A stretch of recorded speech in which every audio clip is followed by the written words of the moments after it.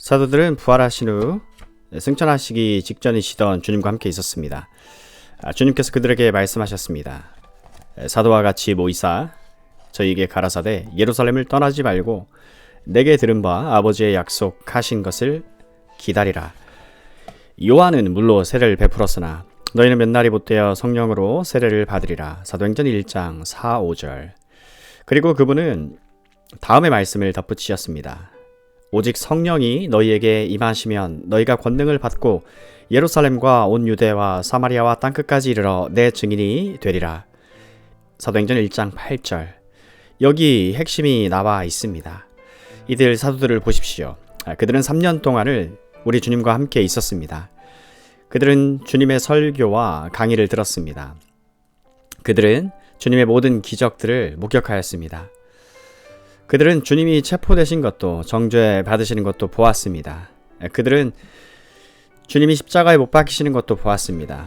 주님의 죽음도 목격했습니다. 그들은 주님의 몸이 십자가에서 내려져서 장사되는 것도 지켜보았습니다. 그들은 죽음에서 부활하신 주님과 텅 빈 무덤도 보았습니다. 자, 그러면 여러분은 다음과 같이 생각하실 수도 있습니다. 그렇다면 제자들은 이미 완벽한 증인들이지 않은가? 이것 말고 또 무엇을 요구할 수 있겠는가? 그들은 이 모든 것을 알았습니다. 그들은 모든 면에서 그분에 대한 그 모든 사실들을 간직하고 있었습니다. 하지만 우리 주님이 그들에게 말씀하신 것은 이것입니다. 그들이 성령으로 세례받은 참된 증인들이 될 수 있기 전에는 그들은 주님께 대해 참된 증인들이 될 수 없다. 세례를 받으리라. 주님이 말씀하신 대로입니다. 몇 날이 못되어 성령으로 너희들은 이 능력을 받을 것이다. 그러나 그 이전에는 아니다.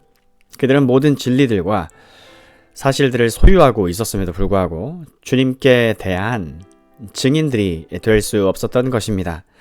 여러분이 여기에서 보시는 것은 아주 명백한 겁니다. 사도들의 증거도 진수적인 것이지만 이와 더불어 성령이 필요했던 것입니다. 그들은 이 성령 없이는 어떤 것도 할 수 없었습니다. 여러분은 오순절 이후 그들에게 발생했던 일을 기억하십니까? 모두 중요한 것임에도 불구하고 순수한 성경적 논쟁을 마무리 짓기 위해서라도 사도 바울에게 발생했었던 동일한 일을 정확하게 재고해 보게 될 것입니다. 그는 다메섹 도상에서 주님을 만났으며 주님에게 자신을 드림으로써 주님을 경배하기 시작했습니다. 하지만 여러분은 바울이 동일한 방법으로 사도가 될 수 있기 전에 아나니아라고 불리는 사람이 바울에게 이 동일한 성령의 은사와 능력을 주는 것이 꼭 필요했었다는 것을 기억하십니까? 아마도 여전히 더욱더 충격적이었던 일은 바로 사도행전 10장의 고넬료 집안 사건일 것입니다. 사도 베드로가 이 이방인 가정에 설교하도록 부름을 받았음을 여러분은 기억하실 겁니다. 그는 이 일을 하게 됨에 있어 매우 꺼림직해 했고 마지못해 이 일을 하였습니다. 베드로는 전형적인 유대인이었던 것입니다. 유대인으로서 그는 어떻게 이방인이 하나님과 연관되어지는 것이 가능한지, 그리고 어떻게 하나님의 자녀가 될 수 있는지 이해할 수가 없었습니다. 하나님께서 그가 환상을 보도록 역사하셔야만 했던 것은 필연적이었습니다. 여러분은 그가 욥바에서 본 환상을 기억하시는지요? 그 환상은 그가 사자들과 함께 고넬료의 가정으로 가도록 하기에 충분한 것이었습니다. 그래서 고넬료 가정에서 설교하기 시작했던 것입니다. 그가 설교하고 있는 동안 성령께서 이 사람들에게 임하셨습니다. 오순절에 사도들에게 임하셨던 것과 같이 고넬료와 다른 사람들에게도 임하셨던 것입니다. 이것은 궁극적으로 베드로가 확신을 가지도록 만든 바로 그 일이기도 했습니다. 그래서 그는 말씀을 전했던 것입니다. 바로 그때 그는 그 일을 했습니다. 이 사건은 베드로로 하여금 그들에게 일어난 일을 목격하게 하면서 이방인도 그리스도인이 될 수 있다는 것을 확신하도록 만들었습니다. 그래서 그는 그들에게 세례도 베풀게 된 것입니다. 그는 처음에 극도로 마지못해 하며 말씀을 전했습니다. 성령께서 증인을 낳으시기 전까지 말입니다. 심지어는 그가 본 환상조차도 궁극적으로 그가 확신을 가지도록 만들 수는 없었을 것입니다. 다음 장에서 그가 예루살렘에서 이방인들에게 세례해 주는 것을 변호하고 있을 때 그는 다음과 같은 위대한 질문을 던졌습니다. 성령의 증인과 증거가 있는데 내가 도대체 누구라고 그들에게 세례해 주는 것을 거절할 수 있겠는가? 그래서 여러분은 사도행전을 통해서 이 두 증인을 보게 되는 것이야말로 올바르게 보는 것이 됩니다. 그렇습니다. 정통 진리들, 개혁, 우리는 그분의 증인들입니다. 확실한 그분의 증인들입니다. 하지만 특별히 지금과 같은 위기의 때에는 그것만으로는 충분하지 않습니다. 그래서 우리는 더 깊이 다루어야 하는 것입니다. 바로 진리를 점검하고 이를 확증하는 성령의 증거에 대한 것입니다. 그래서 저는 이 두 가지가 모두 중요하다는 것을 우리 마음속에 간직하라고 강조하고 있습니다. 만일 우리가 개혁만으로도 충분하다고 말하거나 어떤 성령의 체험만으로도 충분하다고 말한다면 우리는 비성경적인 사람이며 심지어는 하나님 말씀의 가장 위대한 특징의 균형을 유지하지 못하게 되고 맙니다. 자, 그러면 두 번째 원칙으로 나아갑시다. 성령의 증인의 목적은 무엇인가입니다. 우리가 증인인 것처럼 성령님도 증인이십니다. 성령은 자신이 증인이라는 것을 어떻게 나타내십니까? 자, 여기에 또다시 가장 중요한 문제가 있습니다. 아마도 오늘날 교회 안에서 다른 어떤 것보다 이보다 더 많은 혼란이 야기되는 것도 없을 것입니다. 그리고 이 혼란은 과거 기나긴 기독교회사 속에서 빈번히 나타났었던 일이기도 합니다. 저는 우리가 새로운 주제를 다루고 있는 것이 아님을 다시 반복하여 말씀드리는 바입니다. 이 문제는 자주 발생했었습니다. 하지만 여기서는 성경 말씀만으로 다루고자 합니다. 성령께서는 어떤 일을 하십니까? 또는 성령께서는 자신이 증인이시라는 것을 어떻게 나타내십니까? 이 대답들은 너무나도 명백합니다. 이 대답을 먼저 부정적으로 표현해 보겠습니다. 성령께서는 자신을 증인으로 나타내지 않으신다는 것입니다. 자신을 나타내지 않으신다는 것입니다. 저는 사람들이 이 사실을 잊을 수도 있다는 것에 다시 한번 놀라게 됩니다. 그 이유는 우리가 이 주제에 대해 주 예수 그리스도 그분으로부터 분명한 가르침을 받았기 때문에 그렇습니다. 요한복음의 위대한 장들을 봅시다. 14장, 15장, 그리고 16장입니다. 우리 주님께서는 그들을 막 떠나려고 하고 그들은 풀이 죽어 있었으며 우울한 가운데 슬픔에 잠겨 있었습니다. 주님이 말씀하셨습니다. 이것이 옳다. 너희는 우울해할 필요가 없다. 또 다른 위로자가 너희에게 올 것이다. 그리고 그분은 더 나아가서 성령에 대해 가르치기 시작합니다. 주님이 무엇이라고 말씀하셨습니까? 자, 이것이 바로 주님이 하신 말씀입니다. 제가 그것을 16장에서 읽어드리겠습니다. 요한복음 16장 12절입니다. 내가 아직도 너희에게 이를 것이 많으나 지금은 너희가 감당하지 못하리라. 13절입니다. 그러하나 진리의 성령이 오시면 그가 너희를 모든 진리 가운데로 인도하시리니. 주님은 계속해서 말씀하십니다. 14절입니다. 그가 내 영광을 나타내리니 내 것을 가지고 너희에게 알리겠음이니라. 주님은 이미 이렇게 말씀하셨던 것입니다. 그러하나 진리의 성령이 오시면 그가 너희를 모든 진리 가운데로 인도하시리니. 이 말씀이 의미하는 것은 그분에게서 또는 그분으로부터입니다. 성령께서 비둘기의 형상으로 오신 것은 놀라운 일이 아닙니다. 비둘기의 형상은 고상함과 수줍음을 나타내기 위한 표현이기도 합니다. 즉 그분은 쉽게 슬퍼하실 수 있는 분이시다라는 것입니다. 그분은 소멸될 수도 있는 분이십니다. 그분은 상처받으실 수도 있는 분입니다. 성령께서는 한 가지 분명한 목적으로 보내지셨습니다. 자신에게 주의가 집중되도록 가르치시지 않으십니다. 바로 주 예수 그리스도를 영화롭게 하도록 가르치시는 것입니다. 자, 두 번째 부정적인 진술로 나아가 봅시다. 두 번째 부정적인 진술은 성령께서는 우리의 영광을 위해 오신 것이 아니라는 것입니다. 성령께서는 우리로 하여금 우리들 자신에게 주의를 기울이도록 오신 것도 아닙니다. 우리의 체험들과 우리 은사나 우리에게 주신 것 내지 우리에게 주실지도 모르는 그 밖에 어떤 것에 주의를 기울이게 하려고 오신 것도 아니라는 것입니다. 왜냐하면 다시 한번 예수님을 영화롭게 하시고자 오신 것이기 때문입니다. 본문에서는 이것이 아주 명백하게 나와 있습니다. 자, 그러면 성령께서는 증인을 어떻게 나타내십니까? 베드로는 이것을 단번에 말했습니다. 32절에 우리는 증인이라고 했습니다. 어떤 증인입니까? 이들에 대한 증인이라고 했습니다. 그리고 이 일들에 대한 증인, 그리고 성령도 그러하다고 했습니다. 그가 무엇에 대한 증인이라고 했다고요? 이 일들입니다. 그러면 그들은 누구입니까? 제가 전체 구절을 읽은 이유가 바로 이 때문입니다. 베드로가 29절에서 말한 대로입니다. 베드로와 사도들이 대답하여 가로되 사람보다 하나님을 순종하는 것이 마땅하니라. 30절 말씀입니다. 너희가 나무에 달아 죽인 예수를 우리 조상의 하나님이 살리시고 31절 이스라엘로 회개케 하사 죄사함을 얻게 하시려고 그를 오른손으로 높이사 임금과 구주로 삼으셨느니라. 그리고 우리는 증인들이라는 것입니다. 어떤 증인이라고 말했습니까?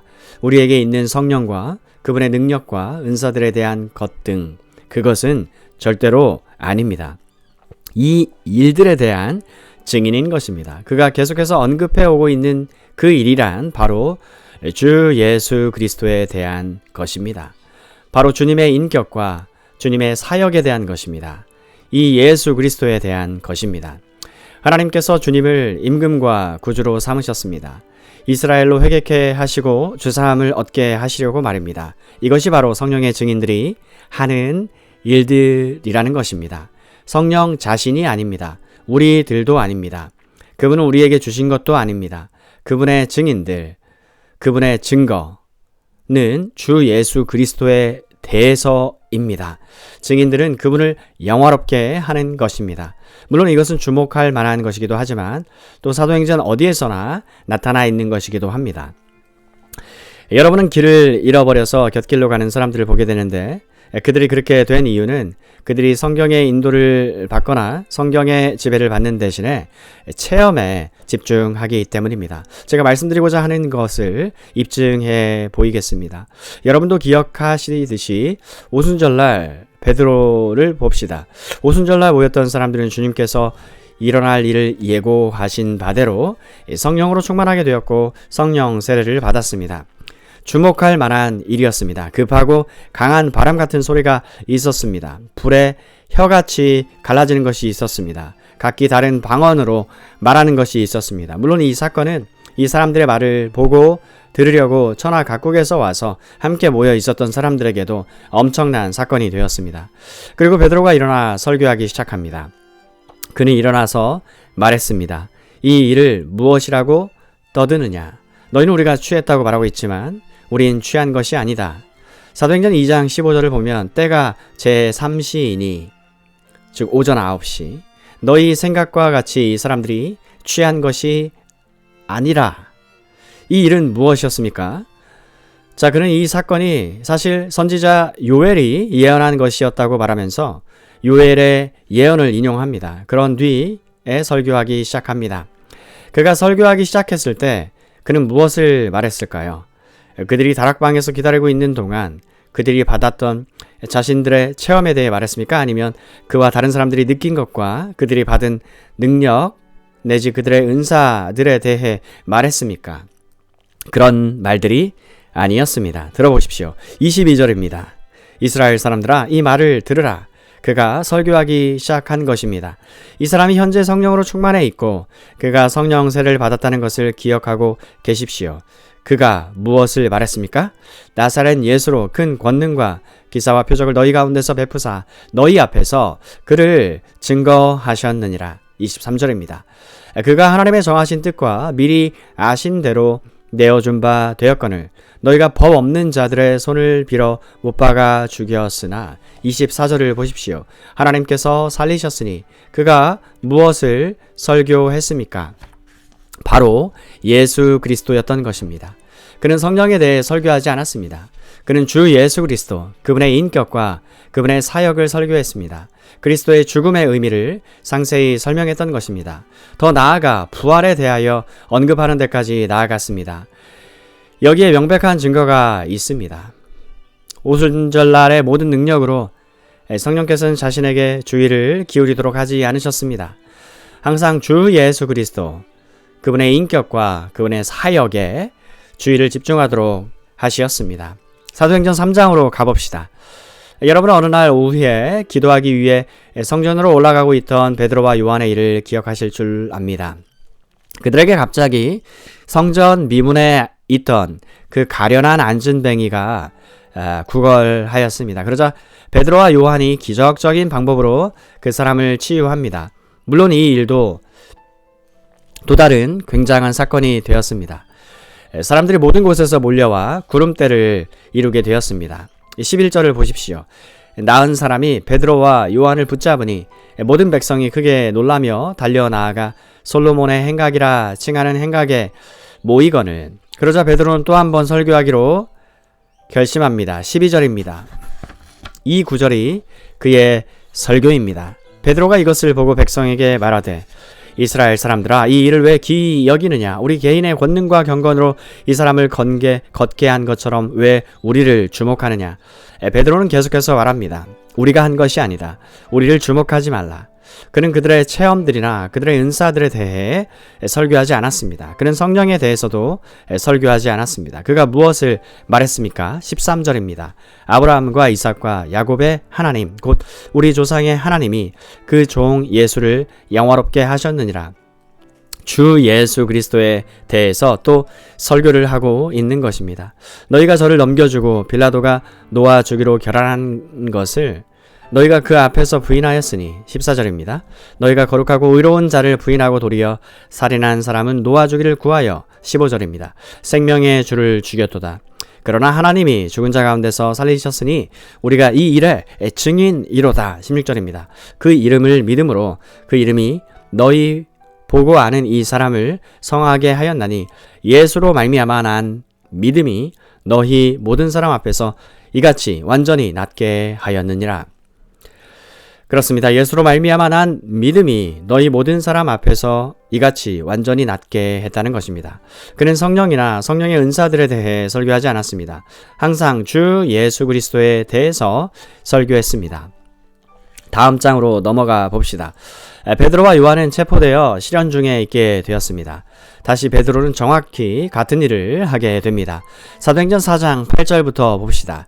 이에 베드로가 성령으로 충만하여 가로되 백성의 관원과 장로들아, 만일 병인에게 행한 착한 일에 대해 이 사람이 어떻게 구원을 얻었느냐고 오늘 우리에게 질문하면 너희와 모든 이스라엘 백성들은 알라. 너희가 십자가에 못 박고 하나님이 죽은 자 가운데서 살리신 나사렛 예수 그리스도의 이름으로 이 사람이 건강하게 되어 너희 앞에 섰느니라. 8절 이하 10절. 사도 베드로는 다시 한번 정확하게 같은 일을 한 것입니다. 그는 이 일을 하려고 간 것입니다. 어떤 사람이 성령으로 충만한지 아닌지를 시험해 볼 수 있는 것은 다음과 같습니다. 그가 얼마나 많이 성령에 대해 말하고 있는가, 그리고 얼마나 많이 그가 받은 성령의 은사들에 대해 말하고 있는가 하는 것은 성령의 충만함의 증거가 아닙니다. 성령 충만의 증거는 다음과 같습니다. 그가 얼마나 많이 주 예수 그리스도를 영화롭게 하고 있는가, 이것이 바로 그 시험 방법인 것입니다. 여러분이 성경을 살펴보면 이것을 변함없이 그리고 어디에서나 발견하게 될 것입니다.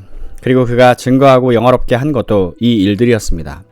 바로 주 예수 그리스도의 인격에 대한 것이었습니다. 그러므로 내가 너희에게 알게 하노니 하나님의 영으로 말하는 자는 누구든지 예수를 저주할 자라 하지 않고 또 성령으로 아니하고는 누구든지 예수를 주시라 할 수 없느니라. 고린도전서 12장 3절. 성령께서는 저를 올바로 인도하십니다. 그분은 그렇게 하셨음이 틀림없습니다. 왜냐하면 그분은 주님을 영화롭게 하기 위해 보내심을 받으셨기 때문입니다. 그리고 성령으로 충만한 이 사람들, 그들은 나사렛 예수가 영원한 하나님의 아들이심을, 하나님의 독생자이심을, 임금 또한 구주이심을 증거했습니다. 그들은 그분의 죽음에 대해서도 분명히 했습니다. 주님의 죽음의 의미에 대해서도 말입니다.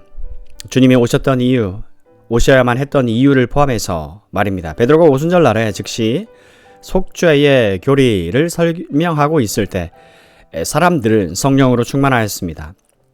그들도 증인이 된 것입니다. 성령께서 같은 일을 하신 것입니다. 이것은 바로 항상 주 예수 그리스도를 영화롭게 하는 일이었습니다. 요한복음 16장 14절에 그가 내 영광을 나타내리니, 성령 자신의 영광이 아닙니다. 성령께서 큰 능력으로 임하셨을 때에 사람들에 대한 것도 아니었습니다. 이것은 실로 주목할 만한 일입니다. 저는 최근에 이러한 문제를 조사하면서 당황스러워했습니다. 여러분도 아시는 바와 같이 찬송가의 작시자들은 대체적으로 성경적이라 할 수 있습니다. 저는 이 새 찬송가의 용어를 보면서 설교 준비를 하고 있었습니다. 그리고 저는 여러분도 이러한 것을 본 적이 있는지 궁금해했습니다. 여러분이 첫 장에 적어 놓으신 것을 다시 보신다면 목차 말입니다. 주 예수 그리스도를 열심으로 나타내는 많은 찬송가들이 179개라는 것을 알게 될 것입니다. 얼마나 많은 찬송가들이 성령을 열심으로 나타내고 있습니까? 성령을 나타내는 그 수는 좋게 79개가 넘어갑니다. 주 예수 그리스도에 대한 것이 179개, 성령에 대한 것은 79개. 이렇게 되는 것이 절대적으로 옳습니다. 이것이 성경적인 비율인 것입니다. 이러한 언급은 참고로 웨일즈의 복음주의 운동 출판사에서 나온 크리스찬 찬송가를 가지고 말한 것입니다. 자, 이러한 점이 흥미롭지 않습니까? 우리가 그렇게 좋아하며 부르는 이 위대한 찬송가들을 한번 보십시오. 찰스 웨슬리 같은 사람의 찬송시를 봅시다. 여러분도 아시는 경건한 사람, 과거 어느 시기에서 참 그리스도인이었던 사람 중 한 명입니다. 그는 성령 세례를 받지 못했습니다. 하지만 이후에 그는 이 세례를 받게 되었으며 그의 형제인 존 웨슬리와 함께 위대한 복음 전도자가 되었습니다. 그는 또한 위대한 찬송 작시가가 되었습니다. 자, 여기 성령으로 충만한 한 사람이 있습니다. 그는 어떤 찬송시를 썼을까요? 성경에 관한 것이 아니었습니다. 바로 주 예수 그리스도에 관한 것이었습니다. 제가 회중인 여러분에게 찰스 웨슬리가 성령에 관해 지은 개인 찬송시 제목이 무엇냐고 물어본다면 여러분이 무엇라 답변하실지에 대해 의문의 여지가 없습니다. 저는 여러분이 저에게 한 개 정도의 찬송시 제목도 줄 수 있을 것으로 생각하지 않습니다. 하나 내지 두 개라도 줄 것으로 생각지 않습니다. 저는 여러분이 한 개의 찬송 제목도 줄 수 있을 것이라 생각지 않습니다. 왜 그렇습니까? 자, 다음과 같은 그의 위대하고 독특한 찬송시들 때문인 것입니다. 비바람이 칠 때와 사랑하는 우리 주, 만입이 내게 있으면 그 입 다 가지고, 아니면 여기 웨일즈 찬송가에 있는 것을 봅시다. 2000년 전에 성령으로 충만했던 사람들과 마찬가지로 성령으로 충만했던 또 다른 사람 윌리엄스를 살펴보겠습니다. 그의 위대한 찬송시들은 어땠을까요? 자, 그의 위대한 찬송시들도 모두 주 예수 그리스도에 대한 내용입니다. 그분의 인격, 그분의 십자가 죽음에 대한 것이었습니다. 앤 그리피스와 다른 이들도 마찬가지였습니다. 이건 놀라운 일입니다. 이 사람들의 설교와 찬송시는 한결같이 주 예수 그리스도에 관한 것뿐이었습니다. 물론 그들은 성령의 교리를 완전히 믿었습니다. 하지만 그들은 한결같이 성령에 대해서 말하지 않았고 성령에 대해서 설교하지도 않았으며 성령의 은사들에 대해서도 설교하지 않았습니다. 절대 아니었습니다. 그들의 강조점과 그들이 가진 은사들의 활용은 주 예수 그리스도를 영화롭게 하는 것이었습니다. 그러므로 위대한 성령의 체험을 받았는가 하는 테스트는 성령에 대해 말하는데 모든 시간을 보내는 것이 아니라 바로 주 예수 그리스도를 영화롭게 하는데 모든 시간을 보냈는가에 따라 판가름 나는 것입니다. 성령께서는 바로 이 특별한 사역을 하시기 위해 보내심을 받았습니다. 이것은 예외 없이 그분이 늘 하신 일이었습니다. 여러분들 중에 혹시 이곳 웨일즈의 마지막 부흥을 기억하실 만한 나이가 되신 분이 계신다면 부흥 시기의 그 사랑스러운 찬송들을 기억하실 것입니다. 성령에 관한 것이 아닌 찬송들 말입니다. 이들은 찬송가들입니다. 흥미로운 일이죠. 성령을 부어 주셨건만 여러분이 보시다시피 말하고 있는 내용들은 성령이나 은사들이 아닙니다. 그 내용은 주 예수 그리스도와 그분의 죽음, 그분의 속죄, 그분의 보혈, 그분의 영광스러운 부활, 그리고 구원의 방법인 것입니다. 사랑하는 여러분, 성경으로 돌아가십시오. 성령의 증거와 그 진수는 영광스러우신 하나님의 아들의 인격과 사역을 입증하는 증거인 것입니다. 그러나 그것은 다음과 같은 마지막 원칙으로 인도합니다.